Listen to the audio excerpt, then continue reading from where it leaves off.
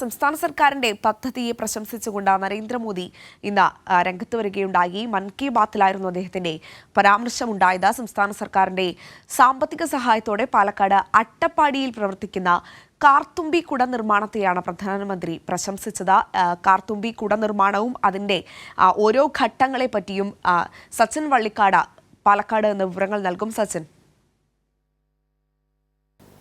പാലക്കാട് അട്ടപ്പാടിയിൽ 2014 തമ്പ് കൂട്ടായ്മയുടെ നേതൃത്വത്തിൽ കാർത്തുമ്പി കുടനിർമ്മാണ യൂണിറ്റ് ആരംഭിച്ചത്. 2016-17 കാലഘട്ടത്തിൽ ഒന്നാം പിണറായി സർക്കാരിൻ്റെ കാലഘട്ടത്തിലാണ് AK ബാലൻ മന്ത്രിയായിരിക്കെ കാർത്തുമ്പി കുടനിർമ്മാണ യൂണിറ്റിന് 14 ലക്ഷം രൂപ അനുവദിച്ചത്.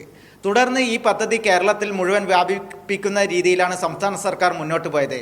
അട്ടപ്പാടിയിലെ അഗളി, പൂതൂർ, ഷോളയൂർ പഞ്ചായത്തുകളുടെ നേതൃത്വത്തിലും വലിയ രീതിയിലുള്ള സാമ്പത്തിക സഹായം കാർത്തുമ്പി കുടനിർമ്മാണ യൂണിറ്റിന് നൽകിയിട്ടുണ്ട്. തമ്പ് കൂട്ടായ്മയുടെ നേതൃത്വത്തിൽ ആരംഭിച്ച ഈ കാർത്തുമ്പി കുടനിർമ്മാണ യൂണിറ്റിൻ്റെ വിപുലമായ ഒരു പദ്ധതി സംസ്ഥാനം മുഴുവൻ വ്യാപിപ്പിക്കുന്ന തരത്തിലാണ് സംസ്ഥാന സർക്കാരിൻ്റെ നേതൃത്വത്തിൽ മുന്നോട്ട് പോയത്. ഇതിൻ്റെ ഭാഗമായി സംസ്ഥാനത്തെ തദ്ദേശ സ്ഥാപനങ്ങളിലും വിദ്യാഭ്യാസ സ്ഥാപനങ്ങളിലും കാർത്തുമ്പി കുട വിതരണം ചെയ്യുന്ന പദ്ധതി വ്യാപിപ്പിച്ചിരുന്നു. ഇത് വലിയ രീതിയിലുള്ള ഒരു വിപണന സാധ്യത കൂടെ സംസ്ഥാനത്തുണ്ടായി. ഇതിനെയാണ് മൻ കി ബാത്തിലൂടെ പ്രധാനമന്ത്രി നരേന്ദ്രമോദി പ്രശംസിച്ചത്. സംസ്ഥാന സർക്കാരിൻ്റെ സാമ്പത്തിക സഹായത്തോടെ നൽകുന്ന ഇത്തരം പദ്ധതികൾക്ക് വലിയൊരു പ്രശംസയാണ് നരേന്ദ്രമോദിയുടെ ഭാഗത്തു നിന്നുണ്ടായിട്ടുള്ളത്. സംസ്ഥാന സർക്കാർ ഇത്തരത്തിൽ പദ്ധതിക്ക് സഹായം നൽകുമ്പോഴും കേന്ദ്രത്തിൻ്റെ ഭാഗത്തു നിന്ന് സഹായം ലഭിക്കുന്നില്ല എന്നൊരു ആക്ഷേപവും നിലനിൽക്കുന്നുണ്ട്.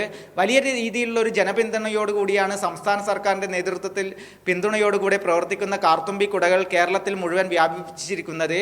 ഇത്തരത്തിൽ വലിയൊരു മുന്നേറ്റം ഉണ്ടാക്കാൻ വേണ്ടി ഈ കാർത്തുമ്പി നിർമ്മാണ യൂണിറ്റിന് സാധിച്ചിട്ടുണ്ട്. പ്രധാനമന്ത്രി ഇന്ന് മൻ കി ബാത്തിലാണ് കാർത്തുമ്പി കുടയെ സംസ്ഥാന സർക്കാരിന്റെ ഈ ഒരു പദ്ധതിയെ പ്രശംസിച്ചുകൊണ്ട് രംഗത്തെത്തിയത്.